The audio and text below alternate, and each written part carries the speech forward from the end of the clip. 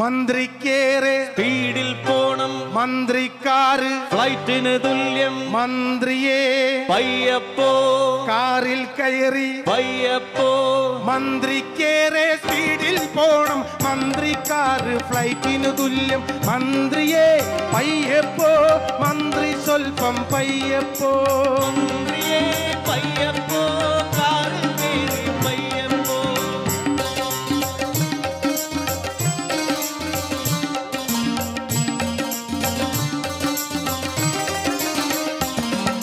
സ്റ്റേറ്റ്സിലും ഗൾഫിലും Ozil ദിവസവും ടൂറിന് പോകണ മന്ത്രിക്ക് സ്റ്റേറ്റ്സിലെ കാറിനെ വെല്ലണ സ്പീഡിൽ ഇതുവഴി പോകാൻ തോന്നുമ്പോൾ, ഇതുവഴി പോകാൻ തോന്നുമ്പോൾ പലരും മരിക്കും, പലതും നശിക്കും, ഇടയ്ക്കിടെ ചിലരുടെ കാലൊടിയും.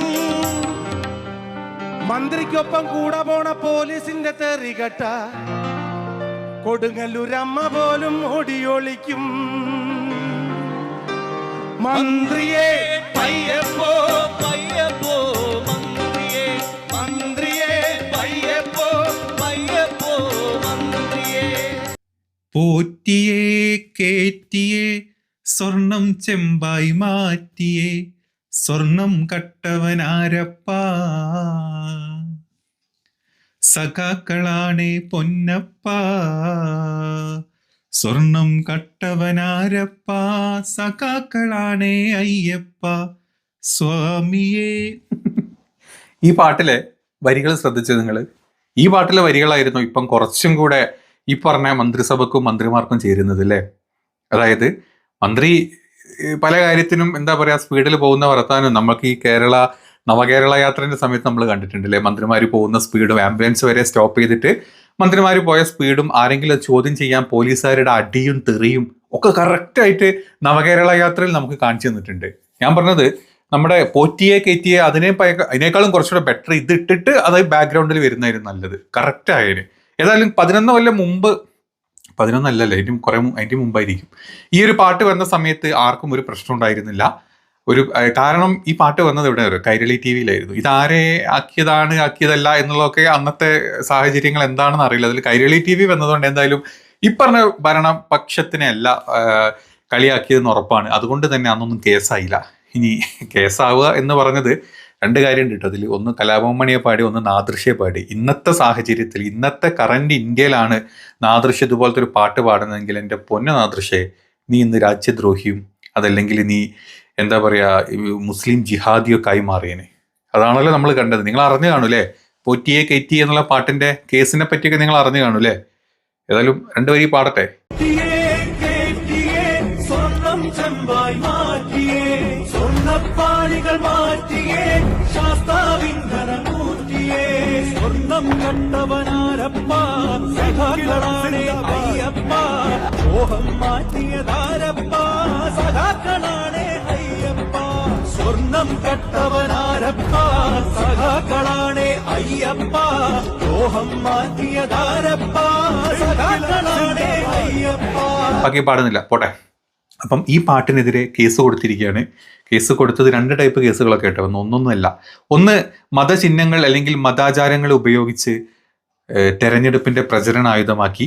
അതുപോലെ തന്നെ മറ്റ് ചില തീവ്ര സംഘി ഹാൻഡിലുകളിൽ അയ്യപ്പനെ മോശമായിട്ട് പറഞ്ഞു. അതായത് ഇത് എഴുതിയ ആൾ മുസ്ലിമാണ്, പാടിയ ആൾ മുസ്ലിമാണ്. അതുകൊണ്ടൊക്കെ തന്നെ ഇവിടെ മതവും കൂടെ കയറി വന്നിട്ടിട്ട് അയ്യപ്പനെതിരെ അല്ലെങ്കിൽ ഹിന്ദു ദൈവത്തിനെതിരെ മോശമായിട്ട് പറഞ്ഞു എന്നും പറഞ്ഞിട്ട് വേറെ കുറെ ആൾക്കാർ സംഘികൾ പുറത്തിറങ്ങിയിട്ടുണ്ട്. തോറ്റു തുന്നം പാടിയ സഖാക്കളും പുറത്തിറങ്ങിയിട്ടുണ്ട്. രണ്ടും തോറ്റു തുന്നം പാടിയിട്ടുള്ള സംഘികളും സഖാക്കളും പുറത്തോട്ടിറങ്ങിയിട്ടുണ്ട്. ഏതായാലും കേരളത്തിൽ കോർപ്പറേഷൻ കിട്ടിയതുകൊണ്ട് ഇന്ത്യയിലെ മൊത്തം സംഘികൾ ഭയങ്കരമായിട്ട് ആഹ്ലാദിക്കുന്നുണ്ട്. സത്യത്തിൽ 2% വോട്ട് കുറഞ്ഞിരിക്കുകയാണ്. ലോക്സഭ ഇലക്ഷൻ്റെ വോട്ടിംഗ് കൗണ്ട് നോക്കുമ്പോൾ 2% വോട്ട് കുറഞ്ഞ് തൃശ്ശൂരും പോയി, പാലക്കാടും കുറഞ്ഞ്, പന്തളവും പോയി. അങ്ങനെ വല്ലാത്തൊരവസ്ഥയിലാണ് BJP. അത് കാണിക്കാണ്ടിരിക്കാനാണ് നമ്മുടെ എന്താ പറയുക കോർപ്പറേഷൻ കിട്ടിയെന്ന് പറയുന്നത്. ടോട്ടലി BJPക്ക് വോട്ട് കുറയുക ചെയ്തിട്ടുള്ളത് നമ്മുടെ കേരളത്തിൽ. അപ്പം തോറ്റു തുന്നം പാടിയ ഒരു പാർട്ടി അവർ CPM-നെ കുറ്റം പറയാൻ ഈ പാട്ട് എടുത്തിട്ടുണ്ടെങ്കിലും അതിൻ്റെ ഇടയിൽ കൂടെ അയ്യപ്പനെ കുറ്റം പറഞ്ഞ സ്ഥിതിക്ക് കേസ് അവിടെ പോയിട്ടുണ്ട്. ഇപ്പുറത്ത് തോറ്റു തുന്നം പാടി ഇനിയൊന്നും പാടാനൊന്നുമില്ല ജഡ്ഡി അടിയിൽ, അതായത് പുറത്ത് ചോന്ന തുണി ഇട്ടിട്ട് അതിൻ്റെ അടിയിലെ കാവിക്കളസം വരെ പുറത്ത് ചാടിയ സ്ഥിതിക്ക് ഈ പാർട്ടിയിൽ നിന്നും വെകിളി മൂണ്ട് ആൾക്കാർ കേസ് കൊടുത്തിട്ടുണ്ട്. അപ്പം ഈ രണ്ട് പാർട്ടിക്കാരാണ് ഇപ്പം ഇതിൻ്റെ എതിരെ അല്ലെങ്കിൽ പിന്നാലെ നടക്കുന്നത്. എന്തൊക്കെ പറഞ്ഞാലും ആ പാട്ടിൻ്റെ ഒരു സുഖം, ആ പാട്ട് കേൾക്കുമ്പോൾ കിട്ടുന്ന ഒരു എനർജി, അല്ലെങ്കിൽ ആ പാട്ട് കേൾക്കുമ്പം നമ്മളൊക്കെ ചെറുപ്പത്തിൽ ഇപ്പോഴൊന്നും അല്ല കേട്ടോ, ഈ പാട്ട് നമ്മൾ ഇന്നും ഇന്നലെയും കേൾക്കാൻ തുടങ്ങിയതല്ല. എത്രയോ വർഷങ്ങൾക്ക് മുമ്പ് ഇതിന് ഫസ്റ്റ് ഈ പാട്ട് കന്നഡയിലായിട്ടാണ് എഴുതിയത്. ഈ പാട്ട് അവിടെ നിന്നാണ് ഇത് മലയാളത്തിലോട്ടും അല്ലെങ്കിൽ തമിഴിലോട്ടും ഒക്കെ ട്രാൻസ്ലേറ്റ് ചെയ്ത് വരുന്നത്. ഞാൻ ജസ്റ്റ് ഇവിടെ ഒന്ന് കണ്ടു അതിന് അങ്ങനെ ഒരു കാര്യം. അപ്പം ഈ പാട്ട് പണ്ടൊക്കെ ചെറുപ്പം ഞാനൊക്കെ എൻ്റെയൊക്കെ തറവാട്ടിൽ ജനിച്ച് വളർന്ന ആ സമയത്തുണ്ട്. നമ്മളൊക്കെ എഴുന്നേൽക്കുമ്പോൾ തന്നെ അയ്യപ്പ ഈ മണ്ഡലകാലമായി കഴിഞ്ഞാൽ തൊട്ടപ്പുറത്തൊരു കാവുണ്ട്, ഈ കാവെന്ന് കേൾക്കുന്ന പാട്ടത്. കാവെന്ന് സ്ഥിരം രാവിലെ കേട്ട് ചെറുപ്പം മുതലേ ഈ പാട്ടിൻ്റെ വരികൾ മൂളിക്കൊണ്ട് തന്നെ നമ്മൾ ജീവിച്ചത്. അതിലൊരിക്കലും നമ്മുടെ വീട്ടുകാർ വന്നിട്ട് ഈ അയ്യപ്പൻ്റെ പാട്ടാണ് മുസ്ലിങ്ങൾ പാടാൻ പാടില്ല എന്നോ, അല്ലെങ്കിൽ ഇത് അയ്യപ്പൻ്റെ പാട്ടാണ് ക്രിസ്ത്യാനികൾ പാടാൻ പാടില്ല എന്നോ, ഇങ്ങനത്തെ ഒരു പ്രശ്നമില്ലാണ്ട് ഈ പാട്ടൊക്കെ നമ്മൾ വെറുതെ നമ്മളിങ്ങനെ പാടി, ആ പാടുമ്പം നമുക്ക് ഓട്ടോമാറ്റിക്കലി നമ്മുടെ അയ്യപ്പൻ്റെ മണ്ഡലകാലം നമ്മുടെ മനസ്സിലോട്ട് വരുന്നൊരു കാലമുണ്ട്. അതിൽ നിന്നൊക്കെ മാറിയിട്ടാണ് നമ്മളിപ്പോൾ ഇത്രയും വലുപ്പത്തിലോട്ട് വന്നിട്ടുണ്ടെങ്കിൽ ഇപ്പോഴും ആ പാട്ട് കേൾക്കുമ്പം ആ കാവും അല്ലെങ്കിൽ അന്നത്തെ ഈ അയ്യപ്പ വിളക്കും കാര്യങ്ങളൊക്കെ മനസ്സിലോട്ട് വരും. അതൊക്കെ ഉള്ള കേരളമായിരുന്നു. അന്നൊന്നും പാട്ടും ഒരു പ്രശ്നം ഇവിടെ ഉണ്ടായിരുന്നില്ല. അന്നും ഈ പാട്ടിന് ഞങ്ങളൊക്കെ ചെറുപ്പത്തിൽ പലതരത്തിൽ ഈ പാട്ടിൻ്റെ പാരഡികൾ പാടാറുണ്ട്, പല പാരഡികളും പാടാറുണ്ട്. അന്നൊന്നും ഒരു പ്രശ്നം ഉണ്ടായിട്ടില്ല. ഇന്ന് ഈ പാട്ടിന് ഇത്രയും വലിയ പ്രശ്നങ്ങൾ ഉണ്ടാവാനുള്ള കാരണം രണ്ട് പാർട്ടി തോറ്റമ്പിപ്പോയിരിക്കുക. BJP വിചാരിച്ചു ഇതിൻ്റെ ഡബിൾ വോട്ട് കിട്ടും, വോട്ട് പെർസെൻറ്റേജ് 25% മേലെ പോവും, അമിത്ഷാ വന്ന് പറഞ്ഞിട്ടുണ്ട്. ഇത്രയും ആലോചിച്ചിരിക്കുന്ന ഒരു പാർട്ടി അവിടെ. ഇപ്പുറത്താണെങ്കിലോ ഭരണവിരുദ്ധമൊന്നുമില്ല, ഭരണം അടിപൊളിയായിട്ടാണ് പോകുന്നത്. ഞങ്ങൾ പവറാണ്, വമ്പാണ്, ഞങ്ങളുടെ മൾട്ടി അല്ല അത് ഇരട്ടച്ചങ്കൻ സൂപ്പറാണെന്നും പറഞ്ഞ് ഒരു കൂട്ടർ അപ്പുറത്ത് നടന്ന് ഈ രണ്ട് കൂട്ടർക്കും ചെകിടത്ത് അടി കിട്ടിയ പോലെ തടി അങ്ങോട്ട് കിട്ടി. അപ്പോൾ പിന്നെ ഇനിയിപ്പോൾ പാട്ടിൻ്റെ മേലെ പിടിക്കാതെ ധരിച്ച് രാഷ്ട്രീയം പറയാൻ നമുക്ക് പണ്ടേ ഇല്ല. അതിപ്പോൾ കേന്ദ്ര സർക്കാരാണ്, രാഷ്ട്രീയം പറയാൻ നമുക്കില്ല. നമ്മൾ ഇതേപോലത്തെ പാട്ടുമല പിടിക്കുക. വന്ദേമാതരത്തെ പിടിച്ച് നമുക്ക് ഓർമ്മയില്ലേ? കഴിഞ്ഞ 10 മണിക്കൂർ നമ്മൾ പാർലമെന്റിൽ ചർച്ച ചെയ്ത വന്ദേമാതരം, വേറെ ഒന്നും നമ്മൾ ചർച്ച ചെയ്തിട്ടില്ല. അതുമല പിടിച്ചത്. മോദി വരെ വിഡ്ഢിത്തം എന്ന് വിളിച്ച് വിളമ്പിയെ, അല്ലെ അമിത്ഷാ പോലും വിഡ്ഢിത്തം വിളമ്പിയിട്ടുള്ള പാർലമെന്റ് നമ്മൾ പാട്ടാ പിടിച്ചത്. ഭരണത്തിന്റെ രാഷ്ട്രീയം ഒന്നും പിടിച്ചിട്ടില്ല. അതേ സ്ഥാനത്ത് തോറ്റവിടെ വന്നപ്പം ഇവിടെയും പിടിക്കുന്നത് ഈ പാർട്ടിയും നമ്മുടെ CPM പാർട്ടി പിടിക്കുന്നത് പാട്ടാണ്. ഇതൊക്കെ തന്നെ പിടിക്കാനുള്ളൂ, വേറെ ഒന്നും പിടിക്കാനും കാണിക്കാനും ഇല്ലല്ലോ. ഇപ്പോഴും താത്വികമായിട്ട് നമ്മളൊരു അവലോകനം ചെയ്ത് കഴിഞ്ഞാലല്ലോ തോറ്റിട്ടില്ല, തോറ്റ ചരിത്രം കേട്ടിട്ടില്ല. ഇത് തന്നെയാണ് നമ്മുടെ ഡബിൾ അല്ലെങ്കിൽ നമ്മുടെ മൾട്ടിച്ചങ്കൻ്റെ കൂട്ടർ പറഞ്ഞുകൊണ്ടിരിക്കുന്നത്.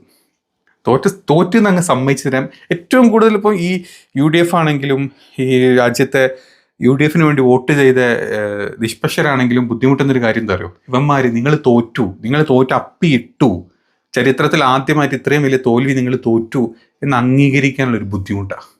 അത് മൾട്ടിച്ചങ്കം മുതൽ താഴോട്ടുള്ള ആരെടുത്തു കഴിഞ്ഞാൽ ഇതിൻ്റെ അവസ്ഥ അംഗീകരിച്ചു കൊടുക്കാൻ ബുദ്ധിമുട്ടാണ്. അതെങ്ങനായാലും അതങ്ങ് സമ്മതിച്ച് കഴിഞ്ഞാൽ തീർന്ന പ്രശ്നമേ ഉള്ളൂ. അപ്പം പിന്നെ നമ്മൾ പാട്ടുമ്പോൾ കയറി പിടിച്ചു. അപ്പം ഞാൻ തുടക്കത്തിലിട്ട പാട്ട്, അപ്പം അന്നൊന്നും ഇങ്ങനത്തെ പ്രശ്നങ്ങളൊന്നുമില്ല. അന്ന് ഈ പാട്ടൊക്കെ ഉണ്ടായിരുന്നു, ഈ പാട്ടിനെതിരെ സംസാരിച്ചിരുന്നു. അല്ലെങ്കിൽ ഈ പാട്ടിനെതിരല്ല, ഈ പാട്ടിൻ്റെ പാരഡികൾ നമ്മൾ ഉണ്ടാക്കിയിരുന്നു ഒരുപാട്. ഇപ്പം മുസ്ലിം ഭക്തിഗാനങ്ങൾ ഒരുപാട് പാട്ടുകളുണ്ട്. ഇത്ര പാരഡികൾ ഇറക്കിപ്പോയിട്ടുണ്ട് അതിനെന്ന് പറയും. എത്രയോ പാരഡികൾ, ഓരോ മുസ്ലിം പാട്ട് നിങ്ങൾ ഓരോ ഇലക്ഷൻ പ്രചരണത്തിൻ്റെ പാട്ടുകൾ എടുത്തു നോക്കിയിട്ട് ഇഷ്ടം പോലെ മാപ്പിളപ്പാട്ടുകൾ, ഭക്തിഗാനങ്ങളായിട്ട് എടുത്തിട്ടുള്ള പാട്ടുകൾ നമ്മൾ ഈ പറഞ്ഞ പോലെ തന്നെ പാരഡി ഗാനങ്ങളാക്കി എടുത്തിട്ടുണ്ട്. ഇതിനൊന്നും പിന്നെ ആരും പോകാൻ നിൽക്കാറില്ല. രണ്ട് കൂട്ടരേ പോവുള്ളൂ. ഒന്ന് തീവ്ര സംഘികൾ, ഉള്ളിൽ സംഗീസം ഭയങ്കരമായിട്ട് പുറത്തും കാണിച്ച് പ്യോർ സംഘികൾ. പിന്നെ സംഗീസം ഉള്ളിൽ കൊണ്ട് നടക്കുന്ന സഖാക്കൾ എന്നും പറഞ്ഞ് നടക്കുന്ന ഈ വേട്ടാവളിയന്മാർ. ഈ രണ്ട് കൂട്ടർ ഇതിന് പോകാറുള്ളൂ. ആ രണ്ട് കൂട്ടർ ഇപ്പോൾ ഇതിൻ്റെ പിന്നാലെ ഇറങ്ങിയിട്ടുമുണ്ട്. ഇനി വേറൊരു കാര്യം, സത്യം പറഞ്ഞാൽ ഒരു കേസാക്കി പോകണമെങ്കിൽ ഇവന്മാർക്ക് പോവട്ടോ. കേസാക്കിൻ്റെ മതചിഹ്നം അല്ലെങ്കിൽ മതചിഹ്നങ്ങൾ മാത്രമല്ല, മതത്തിൻ്റെ ഇപ്പം അയ്യപ്പ എന്നുള്ള പേര് അതിൽ വരുന്നുണ്ട്, ശാസ്താവേ വരുന്നുണ്ട്, അയ്യപ്പൻ്റെ സ്വർണം വരുന്നുണ്ട്. ഇതൊക്കെ മതപരമായിട്ട് അല്ലെങ്കിൽ റിലീജിയസ് പരമായിട്ടുള്ള വേർഡുകളും നാമങ്ങളും ആയതുകൊണ്ട് ഇതിപ്പോൾ ഞാൻ മനസ്സിലാക്കി കൊടുത്തോളം ഒരു കേസിന് പോവുകയാണെങ്കിൽ കേസാക്കി അവർക്ക് മുന്നോട്ട് പോവാം. പെട്ടെന്ന് വിധി വരുന്നില്ല, അതിങ്ങനെ കേസും പറഞ്ഞിട്ട് കുറേ കാലം നടക്കാം എന്നുള്ളത് സത്യമായിട്ടുള്ള കാര്യമാണ് എന്നാണ് ഞാൻ മനസ്സിലാക്കുന്നത്. അപ്പോൾ എന്താണെങ്കിലും ഈ പാട്ട് ഏതാണെങ്കിലും പാട്ട് കേൾക്കാത്തവർ വരെ അല്ലെങ്കിൽ അറിയാത്തവർ വരെ കേസിട്ടതിന് ശേഷം പാട്ട് കേട്ട് തുടങ്ങിയെന്നാണ് കേൾക്കുന്നത്.